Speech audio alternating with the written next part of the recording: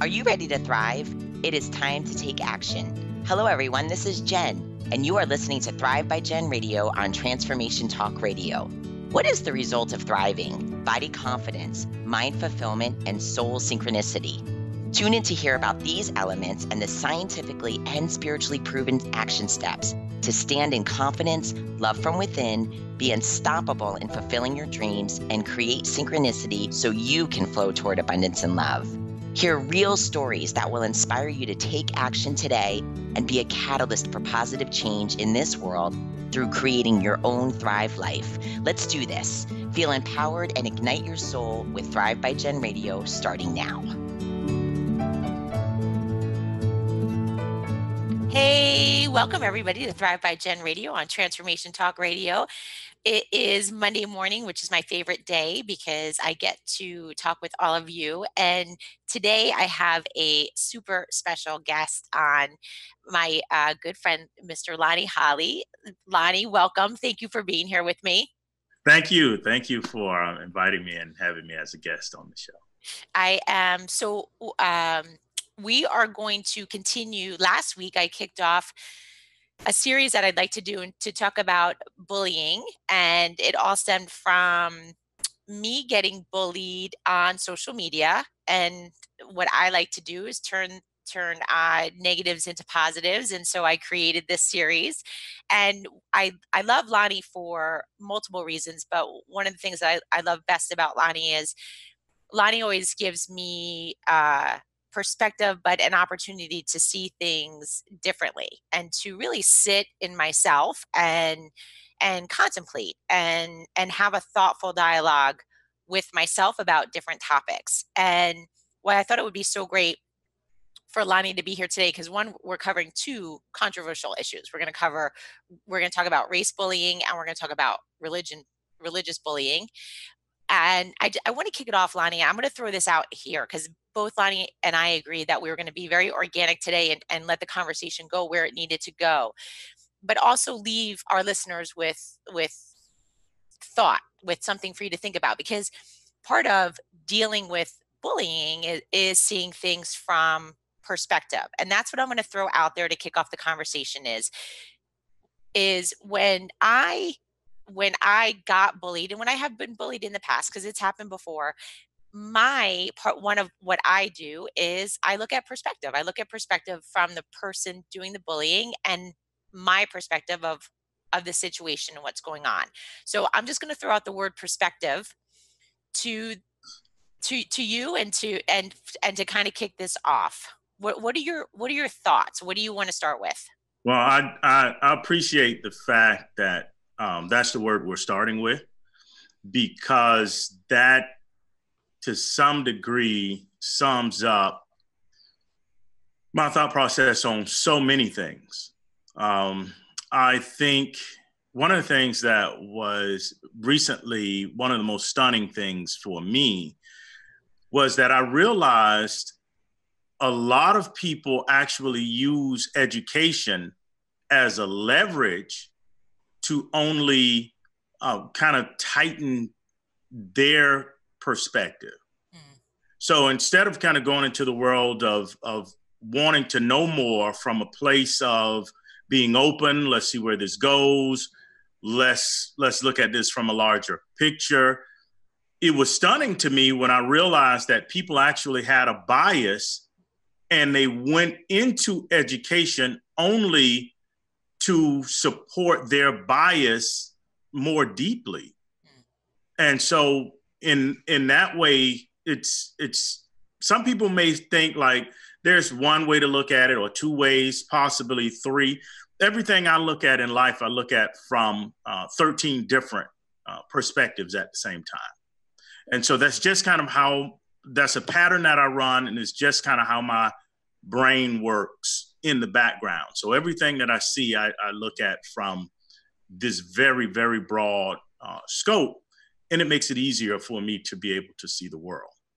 Can you share with us, because you and I have talked about that before, but I did not ask you about those 13 perspectives, which I'd like to hear about them, because I think it's a great, I want to learn more about seeing the world in a broader perspective. Well, and I want to share this, and at the same time, I don't want to be overwhelming because it's like a person who wrote a song and they've been singing the song for years, and other people may just be hearing the song for the first time. And so what happens is the person singing can actually sing the song so fast that the lyrics are blur, but they hear everything perfectly because they've kind of sat with this for a while. For sure. Where other people, it can be, they're like, wait, what? I need to listen to that, you know, a lot more. So just kind of give you the basic layout. I come from a very spiritual and religious background. I was a minister for over 20 years. And so with that, I looked at certain things from the Bible and I just kept seeing them over and over and over and over. I'm also a nurse, so I'm a pattern person.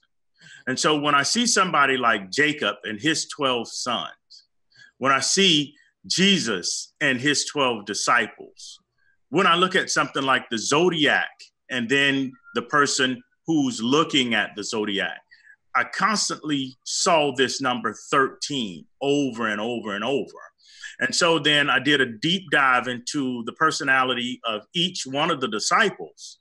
And I realized that each one of them represented a very unique perspective as how you would see the world. So I gave them all B names to make it easier for myself. But after you sit with that so long, every time you see something, I see it fractioned into this prism of information. And so instead of just looking at things from one or two kind of like facets, I see it an array of things in front of me. So you bring up such an important point because from from my training as well, from being biblical training, my belief is that that's where we stem from. So that's what's in our heart, that's what's at our core. So the fact that you saw that there's this many perspectives that was taught throughout the Bible, but not really highlighted, right? Because there are a lot of messages in the Bible, let's say, that are hidden's too strong of a word, but you have to, right? You it's like Jesus's parables, right? Telling a story because he wants the people to get it who are meant to get it. And so those perspectives, though, you bring up a good point, because do you think that that's what's really in our hearts, like to see things in so many perspectives, versus right now we're a society of it's your way, it's my way or the highway. Well, I think two quick perspectives when you're looking at something like this, instead of taking it to that broad level, just kind of like on the easier end to digest. We have kind of, I did a study on what I call the anthropology of hate crimes throughout humanity. Mm-hmm. That study took me to a further study where I had to study the rise of humanity. In my study on the rise of humanity, I studied everything all the way back from the primordial ooze and the simple cell amoeba, all the way up to old world monkeys, bonobos, different types of human as we've fractioned into different components. And there are two main things that I found along the way. There was similar others. And then once you get to a group of similar others, there are nuances that people start employing within the group of similar others, right? So now, before you can get to that point, of course, you have those things that are different. And so let's say we go back, I don't know, 3,000 years, right? Right. We as humans believe that we will live longer when we find ourselves among a group of similar others.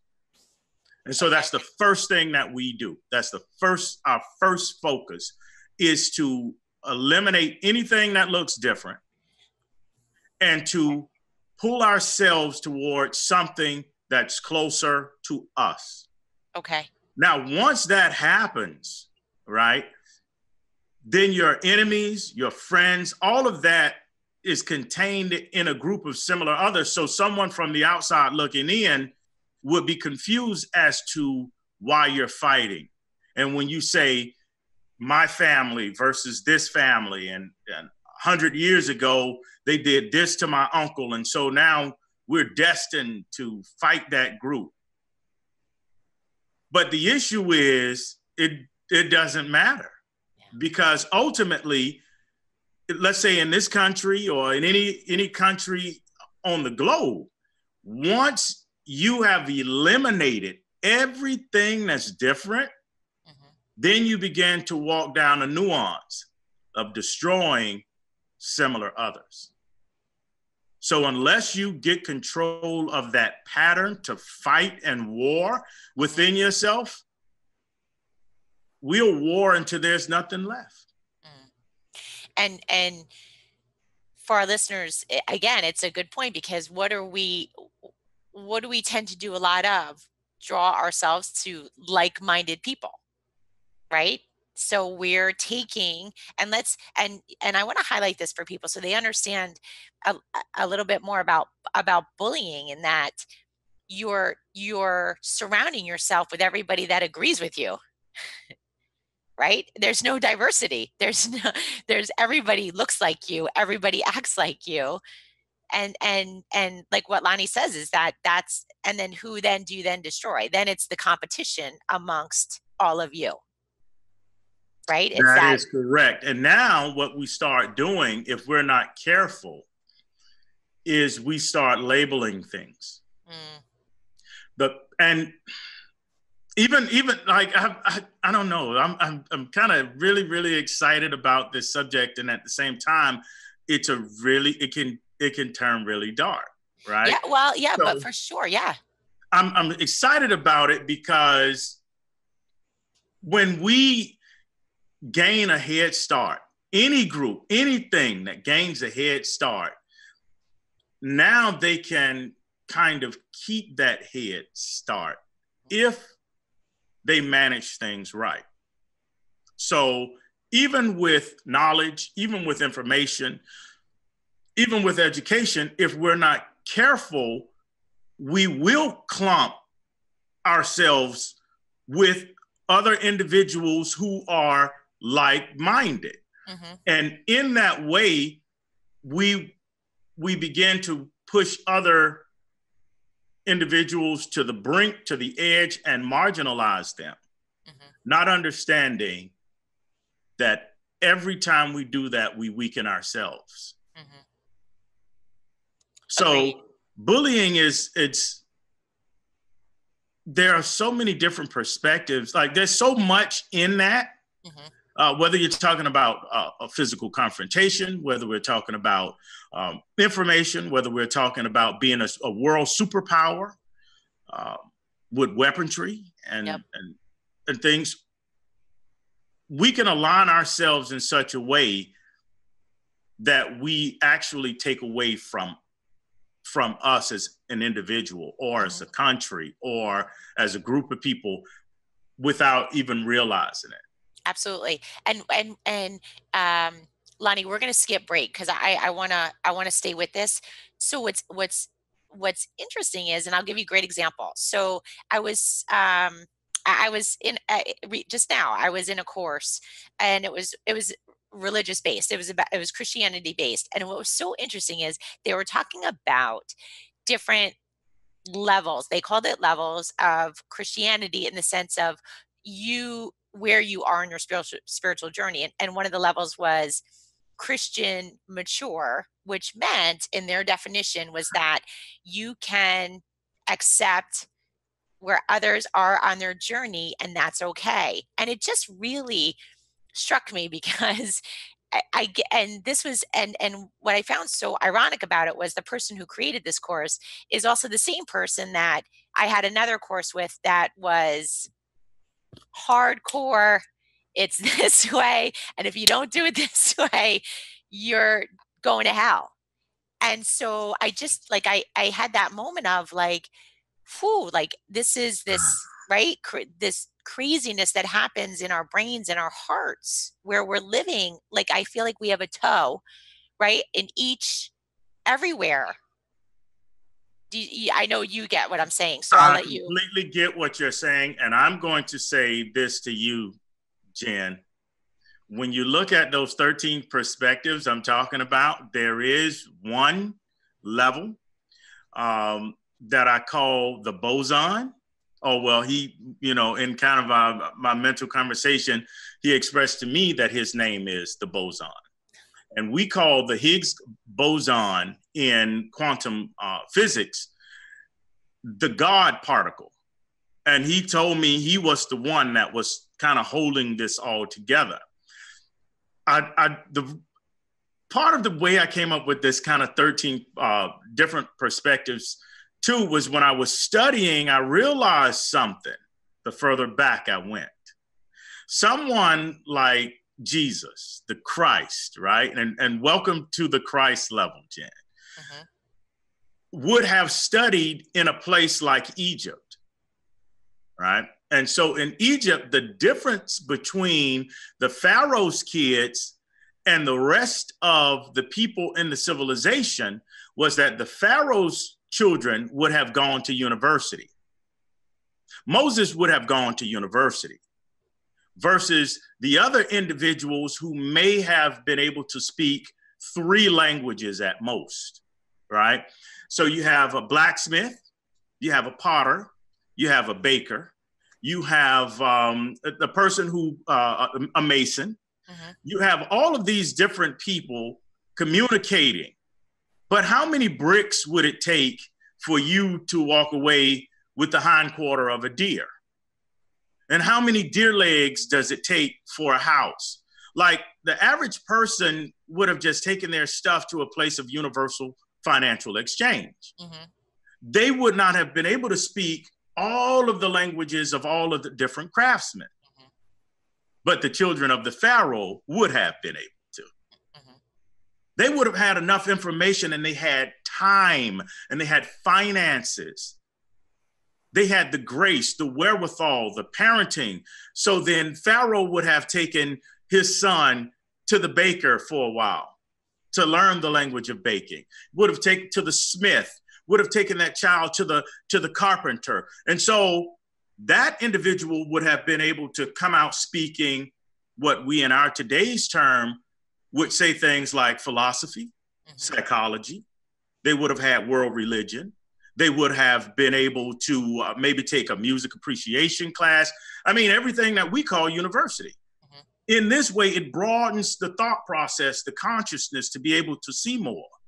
And so a person like the instructor would tell you, yes, there's only one way to cook this bread, because they're speaking from the facet of the baker. However, if you want to learn universal commerce, no, that person has to take you to the Christ level. Right. And so now there's the level of the individual, there's the level of cooperation, and then there's the perspective of the individual seeing all of that. So my question when I'm facing most people, as I look at them, I'm identifying which one of these perspectives they're coming from. Right. So a simple person, if I'm talking to them, because I was raised in a holiness background, a Pentecostal background, an evangelistic background, a charismatic background, non-denominational background. And so there is only one way. And if the woman doesn't cover her head and wear the little doily, she's going to hell. I mean, you go to hell for everything, Jen. Right. For everything. Yeah. For even questioning anything. And that's what I had to learn to do. That's one of the differences between how I developed and how the person who came out of the same womb that I did, sitting next to me, developed. Yep. And that person, you can't, they're so confined, you can't really have a conversation with. Absolutely. But you're saying it perfectly, because now we can bring it into modern times, right? Now, modern times, right? People are talking, I'm going to make a broad statement here. People are thinking diversity may be black, white, but we're talking diversity where every level, education levels, backgrounds, environment, we are a United States of diversity. And it's exactly what you're saying. And we're running into the trouble now, right? Somebody who might have had, a bachelor's degree and a master's degree and a doctorate, you're talking to someone who graduated high school and went on to the labor force. That's was big in my family, graduating high school and going into the labor force. You have to meet each other. And instead, right, we've become this, I feel like we've become this, monster of attacking the other person and causing a lot of this turmoil versus meeting each other halfway. Well, I read a book one time called Lessons for Tomorrow. And in that book, it breaks down exactly where education came from. It broke down the education system, not the universal education system, but here in America, that it was commissioned by the Rothschilds, the Rockefellers, the Morgans. And I've done some extensive study on some of their previous work before this book. But in this book, it tells you that at the turn of the century, with the Industrial Revolution, you have all of these different people from all of these different backgrounds. You have Italians, you have Irish, you have Mexicans, you have African Americans, you have all of these different people coming into the labor force, into the work pool. And so they have all of these different cultures and all of these different ways of doing things and all of these different words for the same thing. So high school was basically a training ground for the large industrial revolution complex. It was to teach you to work on the conveyor belt. It was to teach you when this bell rings, move from this station to this station. It was to teach you how to walk in and stay in a narrow space and to take most of your belongings and keep them in this locker. And so what they did was they promised the family where there was a single person working in the workforce and another person home. They said, you can have more success if both parents worked. Well, the parents, of course, are like, well, what do I do with little Billy? Well, you take Billy and you turn him over to the state. And in fact, if you don't turn him over to the state and he's not getting an education, that's criminal. And so we begin to turn our children over to be trained to go into this workforce. And some of them get a leg up by going into further education. But in the most likely case, education was really about getting a job. So you go for 4 more years, and when you get out, now you're just the manager at the factory instead of, I don't know, a widget maker at the factory. Right. And so in that way, yes, we've come to a place where now there's some people who say, because they've had time to think and they've moved into a different intellectual place, they look and they say, I can create my own business. I don't have to go into a workforce like this. But as you start creating those different nuances again, now you start creating opportunities for this little warfare that we do, right, with separating the group of who's different and similar others so that we can separate who's different so that, again, we can go to war. Right. So I know this has happened to you. I know you have been in a perspective, let's call it love. Let's say you're talking to somebody and you are coming from a loving perspective. And we can talk more. I would like to talk more about what that means for our listeners. But then all of a sudden, the person whom you're having this conversation with goes into a fear-based attack mode, because that's what's happening, right? When you're talking about these little nuances, this competition, right? It's we want to eat the other person up. We want to take him out of the game, out of my way, right? You're coming from a fear-based place of the world that you've created, the bubble that you've created is getting threatened. Mm-hmm. So why do you think that's happened? Do you think it's just it's been learned? Why is it so? Because it's getting worse, right? It's getting, you and I can, I'm sure we can compare notes and have a conversation where in a week's time you're under attack several times for. Well, we need, we have a need to put things in their place. We have a need to put a label on it. We have a need to put a title on it. We need ease of moving through our world. All right. So it's easier to walk into a room of 100 people and say, I need all of my PhDs to come to the front of the room. Those individuals who have a postgraduate degree, I need you. It doesn't matter what your degree is, what the field is. I just need you to come to this level. I need my people with my bachelor's degrees, those with associate degrees, those who don't have a degree but have a vocational skill. We need you in this place. Those of you who've graduated education, those of you who did not, it's easy to go boom, boom, boom, right? Then let's say we need further simplification. We can easily say, I need all of those from Mexican descent. I need all of those from African-American descent or African descent. I need all of those from a European descent. Now it's visual. Then it's easy to just kind of like look around the room and make this visual assessment. And here in America, this is the tough stuff. Those of lighter skin have been given certain advantages, right? And I know there's so many people, you have no idea, that would fight me on this thinking without understanding that I know what I'm. Yeah. But I don't want to come from this superior place. But I'm looking and I'm saying they have been given certain advantages. So if we did call together a group like that and that group was called out, the system that created it knows what it's calling because it was the thing that gave the head start. Mm-hmm. So it knows that even without physically experiencing all of the advantages, it has given an advantage in such a way that I know I have it in this group. For sure. For sure. And then you go ahead. No. But you're right.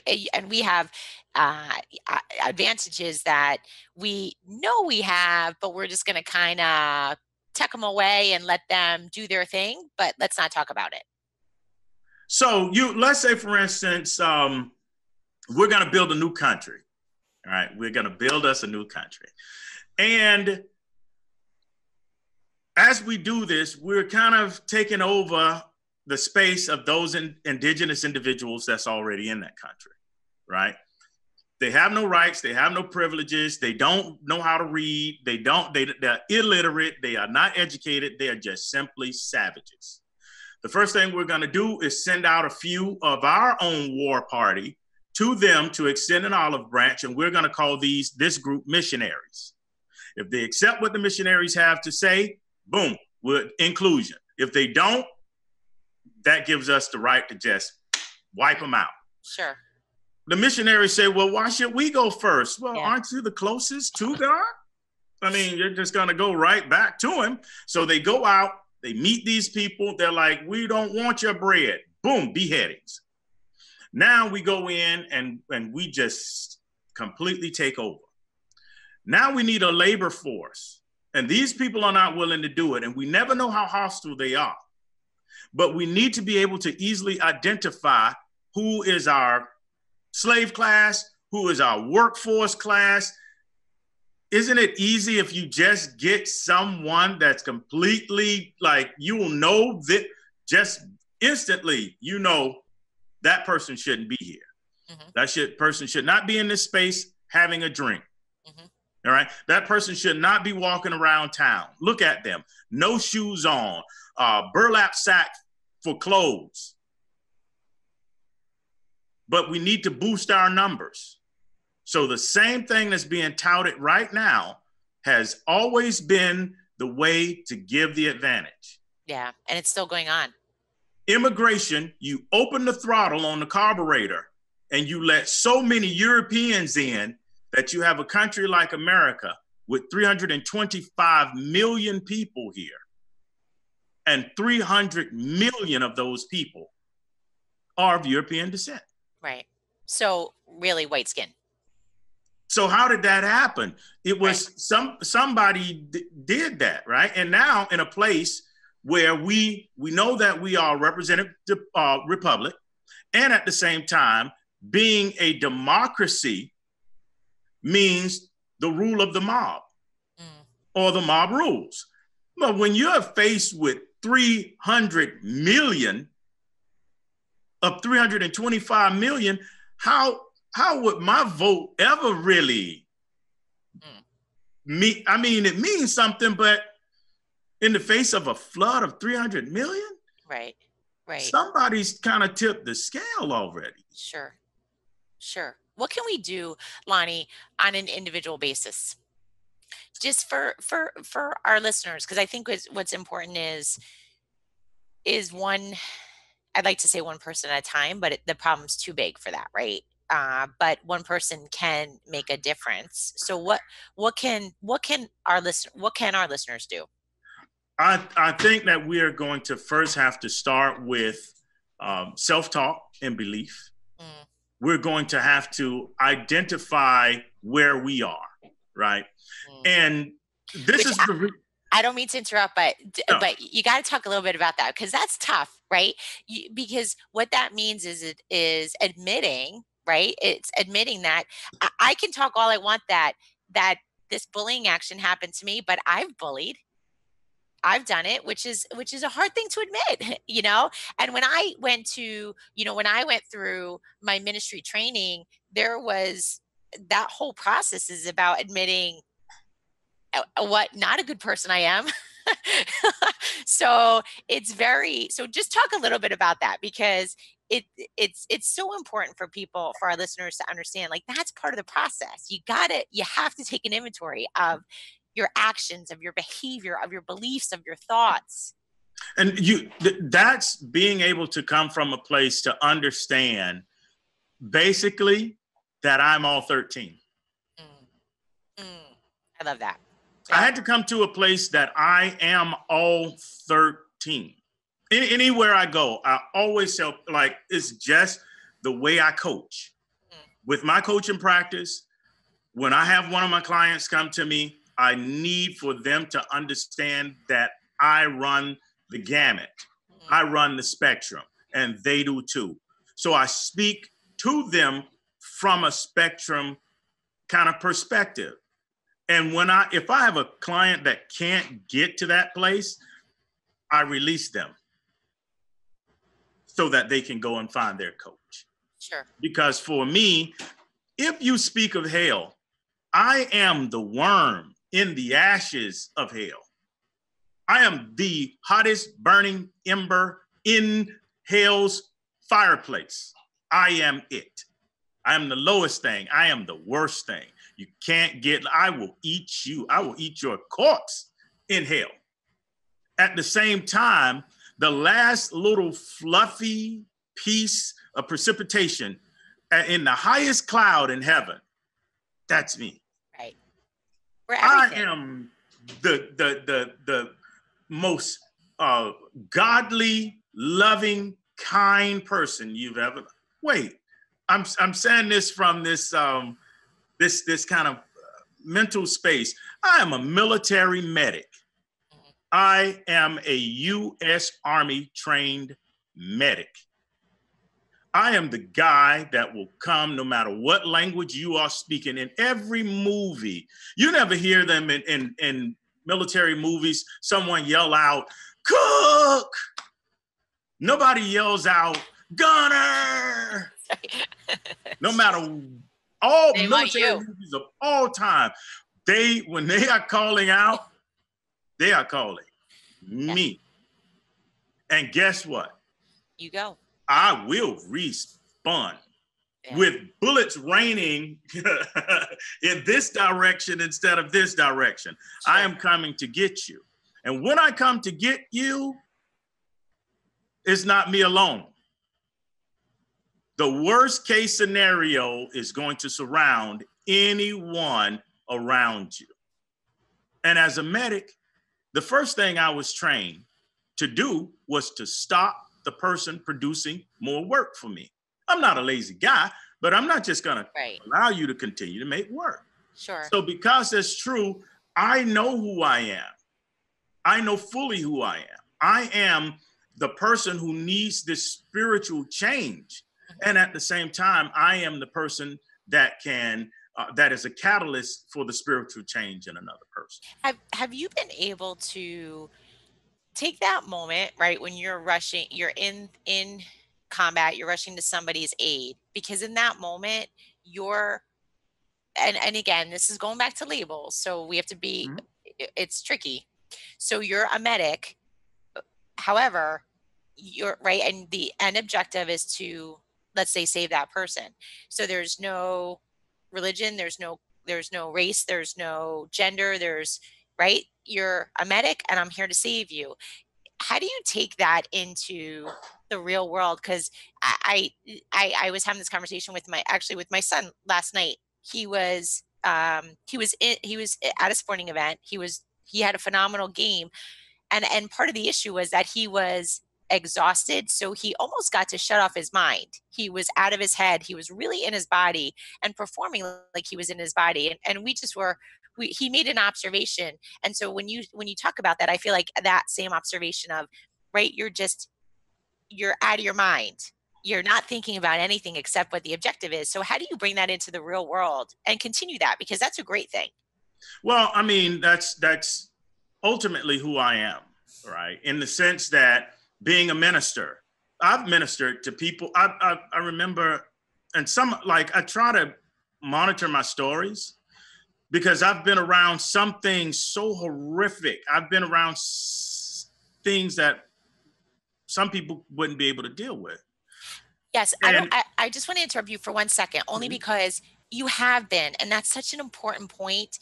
And I know you do monitor your stories, but I want people to understand that you've been technically hell and back, and you are kind and loving and generous human being. So there's no excuse for circumstance for who you've become. You've become amazing. You are who you surround. Just the short and simple. The reason I am on this call with you is because in my core bottom, like as far down, you just set me on fire. And what I'm going to tell a person is you are who you surround yourself with. You are who you surround yourself with. That is why you're in my life. Now, the law of attraction can be this or you can intentionally seek to be drawn to certain. I was told in my life, just real quick, the way I got out, oh my God, I was raised in some bad places. And the way I got out was the Bible, hip hop, and the thesaurus. Right? Now that might be a weird mix for some people, but here I am, a minister studying the Bible and being able to teach it, interpret it, and then I had a gift on top of it. I can't own it all. It came from a place that I don't even know. It just boom showed up, and I could do it.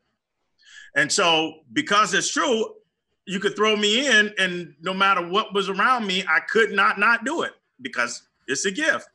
So now I had a godmother who was actually our foster parent. I'm the oldest of 8 children. And so the oldest 2, she was our foster mother for about 3 years. She was an improv dynamo. She could just make up anything, any song about anything. And so we were raised with her. And you could say, Medea, why is that microphone sitting that way? And then she just make up a gospel song about it that will blow your mind. My brother and I, we would harmonize, and it was just that way. That's what we did in the house. Well, hip hop comes along and is introduced in our world, and I'm this improv person, and like, these guys are rapping and they're doing their thing. And I just opened my mouth and they were like, oh my God. Well, as I continued with everything, I study it. And so there's a hip hop artist that in his lyrics, he says, no dictionary is necessary to use. Big words do nothing but confuse and lose. So I was like, how am I going to put my rhymes together and use new words, but without the dictionary? I don't even remember when, but somewhere down my path, I was introduced to the thesaurus. And it helped me biblically. It helped me in life. It got me in so much trouble. Because when the bishop was preaching that when you go to heaven, God has already prepared a mansion for you. Well, Jen, that caused a problem. Because when I looked at, let not thy heart be troubled. Believe in God, believe also in me. For in my Father's house are many mansions. My mind didn't go to there's a mansion waiting on us in heaven. I didn't know I was a critical thinker, but what happened is I thought, why did he just use the same word 2 times? Because from a thesaurus perspective, Father's house and many mansions, that's the same word. And so as I went through, like, my mind, my consciousness expanded through just reading this book and this book and this book. And so eventually I wanted to be around other smart people. Yeah. So even when I was catching hell, so if you look on Maslow's hierarchy of needs, even when I didn't even have my physical needs met, I was looking to meet my cognitive needs, hungry. And so now here I am at this stage in life, and I can reach out to 100 similar others. Right. However, but you bring up such an important point, and I want you to share it with our listeners. So you said you are who you're surrounded with, but you and I talked about a important point at the beginning. Share with people that this isn't, how is it like-minded? Because you're surrounded by, I want you to give the key for people, because you're not surrounded by 100 Lonnies. No. Right. But that's so important, because we tend to surround ourselves with people, right, with like-minded versus diverse. But however, I'll let you give them the key. Well, I want to kind of add in a bridge too, right? Because you said I came from this place and now I'm in this place, and I don't want this to be, for what we would know in our language, a superior posture. But I do want people to be able to get me, to be relatable, and at the same time understand why I speak so boldly. I come from a background where, on my mother's side, my grandfather was born in 1912, and his mother was a slave, right? So for him, it was illegal. For them, it was illegal to learn to read anything. Now, my mom was already raising kids by the time she was 14, because I have twin cousins that I call my big sisters. Their father was living in New York. He came and he just dropped them off on her. Her mother died the same year that she was pregnant with me at 14. And so she just started having children from my dad after that. He was down in Florida from Alabama to get out of trouble, because as a child, he was basically thrown into this jail system where he was a person that sharecropped as punishment for whatever little crime, whatever.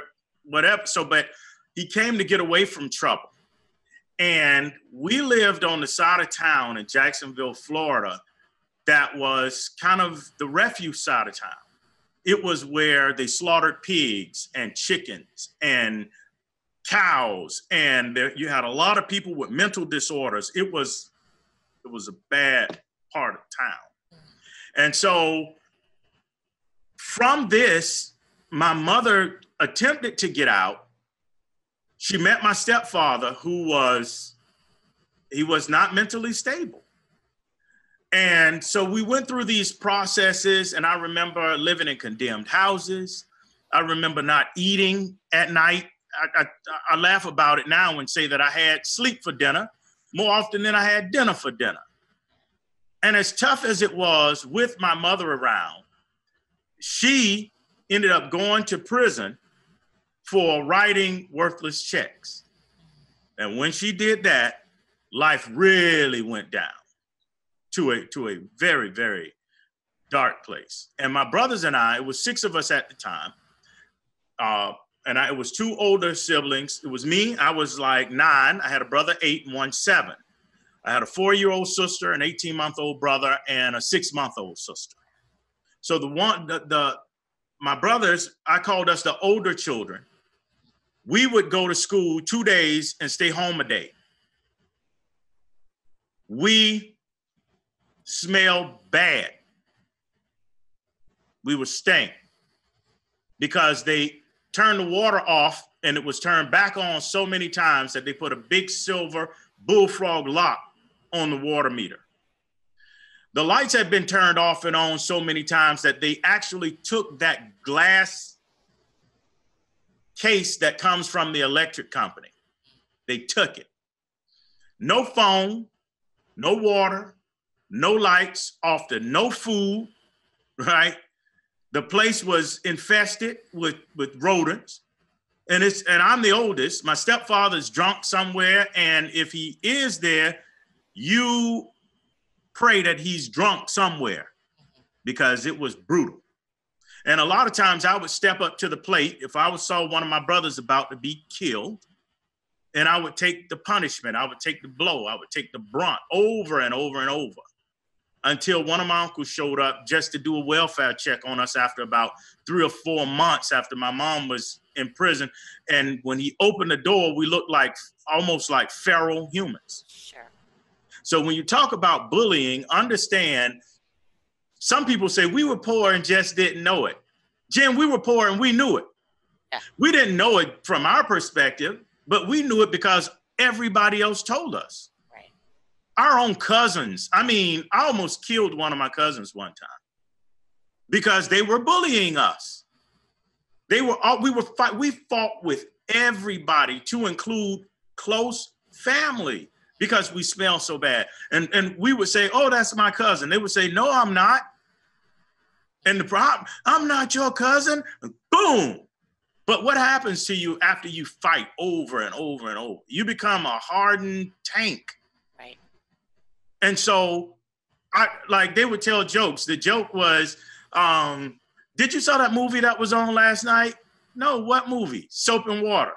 And everybody would bust out laughing. They would take advantage of the fact that you were a neglected child and you were innocent and didn't kind of know you're naive. And so one guy who was like, let me show you this little trick. I was like, okay. He took an eraser and he erased my skin down to the white meat. I had that scar on me for almost 20 years. So I understand what it means to be bullied and pushed around. And on the other side, I know what it's like to sit in first class on that flight when I don't have the amount of miles necessary to have me in that seat, and the guy who's coming down does, and that dirty look he gives me. Can you go to camera? Go to camera. That dirty look he gives me. So I know what it's like to have privilege. And I study that. I study that word. And when other people hate it, I know that I have class privilege, often when I don't have race privilege. And sometimes I face evil eyes and looks and conversations on the side of the room when nobody hears because a person perceives they have race privilege over me. I was walking in the store in Alaska and a guy came down the aisle. Now I'm a nurse, right? And I've been working there. He knows exactly who I am. He looks around to make sure nobody is watching, and excuse my language here, But he said, you know what? You're lucky no one's taking a shot at your black ass. And he keeps walking, Jen. I know exactly who he is. I know exactly what he's driving. But I also know if I trip that wire of violence right. in no man's land and start a war with this guy, in a place like Bethel, every man is 10 men. Yeah. Every person is 10 people, to include me. You don't know what else I'm patched over into, what else I'm patched. So for us, it's almost like giants. For us to make anything, it would be like giants going to war. Sure, sure. But I understand what it means to have privilege. I understand what it means for people to almost wish that you would just die, because you don't represent anything in the human kind of strata Based on or their perspective. Standards. Yeah. But what I did was I wanted to get myself to a place in life that when I'm reaching out, I'm not trying to bring in things that are exactly like me. I'm trying to bring in facets. So because I love to talk about philosophy, I have one person in my life that I can make a phone call to right now and talk about philosophy till our eyes bleed. I have another person we can talk about the Bible until we're talking about Perez begot Imram, and what does that really mean? Wait, no. Let's go back and let's look at that and see what that really means. Let's look at Cain and Abel and Tubal Cain and their descent. Like, I have someone in my life for that. I have someone in my life if I want to talk about nutrition and the science of nutrition and the gut biome. But they're also different and they're all me. Yeah. But that you said it perfectly, and that's what we need. We need to surround ourselves with, when we say like-minded, I for me that means that you're willing to be open. You're willing to see others' perspectives. You're willing to meet people where they are. You're not coming from a superior place. You're human to human, right? You're not perfect, but love leads you most of the time, right? So those are the qualities, versus when we say find like-minded people, my group doesn't look like me. My group, you're in my group, and we don't look like each other, but we're coming from a place of wanting to learn, of wanting to grow, of wanting to be better, right? Of wanting to put more love out into this world, to give value to people. So I think that's just such an important distinction for our listeners, that you got to get out there and see things from others' perspectives. And we're kind of talking about bullying. And again, there's so many different ways I can go with this. sure. Just kind of like, again, from a spiritual perspective, I remember reading the story of Elisha and Elijah. Yeah. And when Elijah was in the cave and was told to go down and commission Elisha to take his place, he was the 12th man, the 12th yoke of oxen on a 12 yoke team. Like there were 11 others in front of him, which meant his work was easy, right? Because all of the hard stuff was done. But then as oxen move forward, they often leave a waste product behind. And so although it was easy, he was in the waste. And so with that, I want to segue to say that when Elijah met him, he said, you know what, I'm done with this. I am out. I'm out.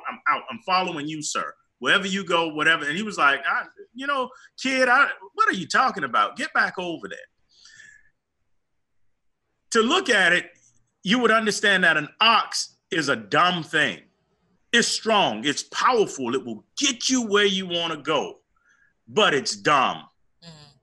And so just like an ox, when you look at a bull is a force. It's a power, and it's coming from a place. It's coming from certainty. right? And scarcity at the same time. There's some fear in there, but I know if I just do it this way, I can maintain my status quo. That works. The only problem is that the bull in bully is a dumb thing. I love that. I love that. You know, we skipped commercials today because I just didn't want to break us up. We're down to our last 30 seconds, but you know what? You ended it perfectly because I was going to ask you to end it, but you read my mind and you're right. I mean, it's dumb. It's just not. And not to kind of be a salesman, but I'm working on a project right now called Hot Topic. Mm-hmm. And I'm going to release 6 different hot topics that are relative to what we're facing today. Different things from different perspectives. I have some other people who want me to do blogcasts and vlogcasts with them. So the world will be hearing more from me. And Jen, I want you on my show to talk about some things because I want to get to know you better on a personal level. Yeah, right? For sure. Similar like this, but I just want to get you on and interview you and get that goodie out because there's people like you that are really, really influencing and changing the world. I appreciate that. And likewise to you, my friend. I want people to hear more about you. Where can people find you? Should they just go to Facebook and look you up on Facebook? Just find me on Facebook. At Lonnie, I think it's something. I don't know how to. I tell you what, I'll tag. I'll put it on wherever you list this. But you can find me on Facebook as Lonnie Holley. There are 3 of us. Whichever one you find, you're gonna find a treat. Got my dad, myself, and my son. My father's a renowned artist, and whatever level of brilliance you might see in me, awesome. I'm following something, then you'll find myself and my son. But I'm ready to engage. I love people. And I love talking about subjects that expand our consciousness. I do too. All right, my friend, thank you so much. Thank you, Jen. You have been listening to Thrive by Jen Radio on Transformation Talk Radio. Thank you for listening to Thrive by Jen Radio on TransformationTalkRadio.com. Tune in live each Monday at 8 a.m. Pacific, 11 a.m. Eastern, as Jen shares the action steps and real stories from people throughout the country that will ignite you to stand in confidence, love from within, and be unstoppable at fulfilling your dreams. For more information, podcast downloads, and to connect with Jen, visit jenniferzellup.com.